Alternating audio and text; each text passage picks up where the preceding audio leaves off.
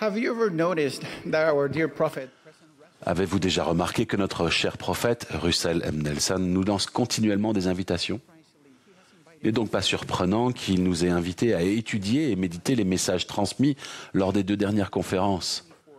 En avril 2024, il a dit « J'espère que vous étudierez à plusieurs reprises les messages de cette conférence au cours des mois à venir. » Puis en octobre 2024, il a dit « Je vous exhorte à étudier leurs messages, qu'ils vous servent de guide pour séparer la vérité de l'erreur durant les 6 prochains mois. » Ces invitations s'ajoutent aux invitations prophétiques que nous avons reçues au cours de notre vie, notamment et surtout celles que nous avons reçues ces dernières années. Peut-être pensons-nous que ces invitations sont une autre tâche que nous devons ajouter à notre liste de choses à faire simplement parce que nous y avons été invités ou qu'on nous l'a demandé. Mais se pourrait-il que ce soit plus que cela? En méditant sur ces questions et sur toutes les invitations que nous recevons, je me suis souvenu de quelque chose que j'ai appris et décidé il y a longtemps. J'essaie de faire ces choses qui sont essentielles pour moi parce que je l'aime. J'aime notre Sauveur. C'est la véritable et la plus puissante raison pour laquelle je fais ce que je fais. Et en lien avec cela se trouve mon amour pour vous, mes frères et sœurs. En tant que votre frère, j'espère que vous recevrez mes paroles comme une invitation sincère à chercher, à comprendre l'importance de relier tout ce que nous faisons à l'amour que nous portons à notre Sauveur. Faire cela nous aidera à comprendre la vraie raison de tout ce que nous faisons en tant que disciples du Sauveur. Cela nous aidera à renforcer notre relation d'alliance avec Dieu et à comprendre ces vérités divines et éternelles, ces vérités éternelles et absolues qui ne changeront jamais. Des vérités éternelles telles que « Car Dieu a tant aimé le monde qu'il a donné son Fils unique, afin que quiconque croit en lui ne périsse pas, mais qu'il ait la vie éternelle. » Il est intéressant de constater que, parfois, certaines choses ont été répétées de manière si régulière qu'elles finissent par devenir des traditions, et que nous permettons à ces traditions ou activités de dicter nos efforts pour édifier notre foi en Jésus-Christ. Il semble que nous faisons ces choses parce que nous les avons faites pendant des années, sans tenir compte de leur influence sur notre relation d'alliance avec le Sauveur. Dans notre société actuelle, nous nous concentrons généralement sur ce que nous faisons et sur le besoin constant d'accomplir ces tâches et d'atteindre des objectifs. Pendant la conférence générale, nous avons l'occasion d'aller plus loin que de simplement faire des choses ou d'atteindre des objectifs en comprenant pourquoi nous les faisons, en particulier d'un point de vue spirituel. Si nous comprenons le lien qui existe entre ce qui nous pousse à agir et notre amour pour le Sauveur et notre Père Céleste, en tirant profit des occasions qui se présentent, nous comprendrons que faire des choses justes, telles qu'avoir des activités ou des traditions de l'Église, et les faire correctement est une bonne chose, quand nous comprenons nos motivations. Il ne s'agira pas seulement de faire de bonnes choses ou de bien les faire, nous les ferons également pour les bonnes raisons. Par exemple, lorsque vous vous fixez l'objectif de lire les Écritures, de prier sincèrement ou d'organiser une activité pour votre famille ou votre paroisse, le véritable objectif est-il simplement d'accomplir ces tâches? Ou est-ce que ces actions sont les moyens, les outils dont vous disposez pour atteindre le véritable objectif? L'objectif est-il simplement de maintenir une activité parce que nous la faisons depuis des années, pour pouvoir ensuite cocher la case indiquant que nous l'avons menée à bien?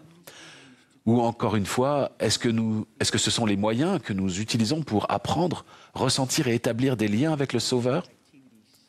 Ne vous méprenez pas sur mes propos concernant les activités et les traditions ou sur le fait de se fixer des objectifs et de travailler dur pour les atteindre. Il n'y a rien de mal à cela. Cependant, je vous invite à ouvrir votre cœur et votre esprit à la possibilité et à la bénédiction de comprendre pourquoi nous faisons ces choses et comment nous vivons notre religion. Un excellent exemple de tradition centrée sur le Christ est le défi que Dallin Oaks nous a lancé à tous au nom de la première présidence. Il a dit « Alors qu'une nouvelle année commence, préparons-nous à célébrer Pâques et à commémorer le sacrifice expiatoire de Jésus-Christ. Peu importe ce que les autres croient ou font, nous devrions célébrer la résurrection du Sauveur vivant en étudiant ses enseignements et en instaurant des traditions liées à Pâques dans l'ensemble de notre société, en particulier au sein de notre famille. Comme vous pouvez le voir, ce n'est pas une simple invitation à avoir des traditions. C'est une invitation à utiliser ces traditions pour en apprendre davantage sur le Sauveur et se souvenir de sa résurrection. Plus nous parvenons à relier la raison pour laquelle nous faisons ces choses à notre amour pour le Sauveur, plus nous serons en mesure de recevoir ce dont nous avons besoin ou ce que nous recherchons. Russell M. Nelson a enseigné, quels que soient vos problèmes et vos questions, la réponse se trouve toujours dans la vie et les enseignements de Jésus-Christ. Il a ensuite lancé cette invitation. Apprenez-en davantage sur son expiation, sur son amour, sa miséricorde, sa doctrine et son évangile rétabli de guérison et de progression. Tournez-vous vers lui, suivez-le. Méditez sur ceci dans votre cœur et votre esprit. Pensez-vous que l'invitation du président Nelson avait simplement pour but de nous aider à préparer une liste de choses à faire par laquelle nous accumulerions davantage de connaissances ou accomplirions des tâches ? Pouvons-nous cocher son invitation sur notre liste de choses à faire, ou il nous invite à étudier les aspects de ses vérités et de ses principes éternels pour que nous comprenions pourquoi nous faisons toutes ces choses, ainsi que le rapport qui existe entre nos vies de disciples et l'amour que le Sauveur éprouve pour nous à cause de nos alliances. Je vais illustrer le principe que j'essaie de transmettre. Une option, probablement extrême, serait de lire tous les messages de la conférence et, une fois que j'aurai terminé, de cocher cette invitation dans ma liste de choses à faire, sans rien faire d'autre de ce que j'ai lu. J'admets que c'est un cas extrême, mais pas irréel. Beaucoup de personnes se trouvent probablement à un stade intermédiaire entre cet extrême et l'idéal.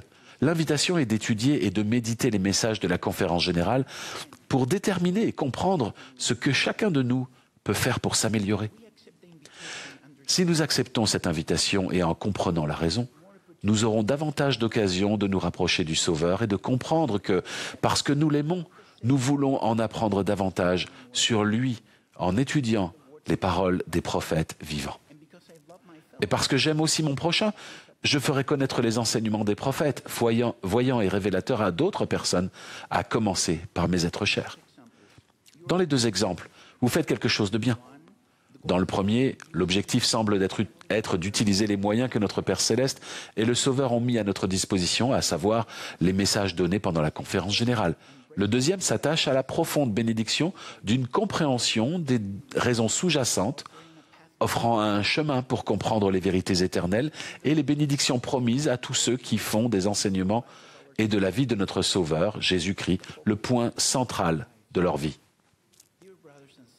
Chers frères et sœurs, j'espère que vous pouvez ressentir et voir l'importance de relier nos actions à notre amour pour le Sauveur.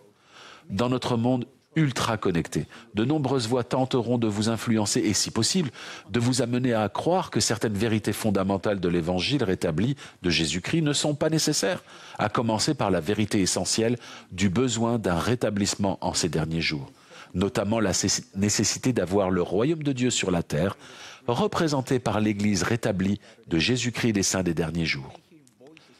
Vous entendez peut-être des voix qui affirment que le fait de comprendre le Sauveur ou d'entretenir une relation personnelle avec lui est suffisant et que la religion ou l'Église rétablie est inutile ou superflue.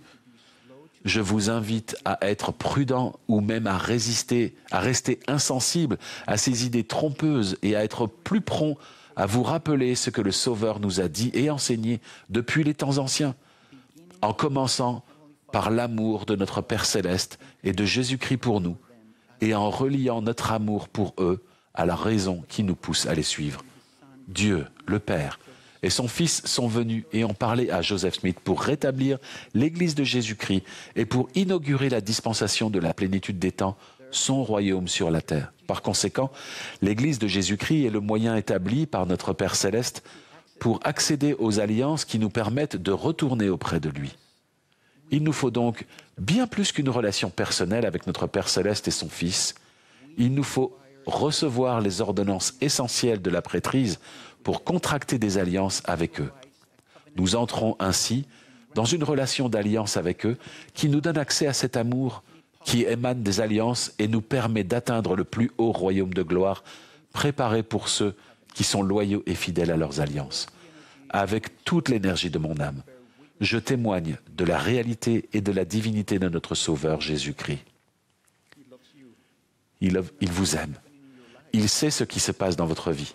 Ses bras sont grands ouverts et il vous lance l'invitation « Venez à moi et je vous donnerai du repos ». J'aime le Sauveur et mon amour pour lui est ma raison. Au nom de Jésus-Christ, Amen.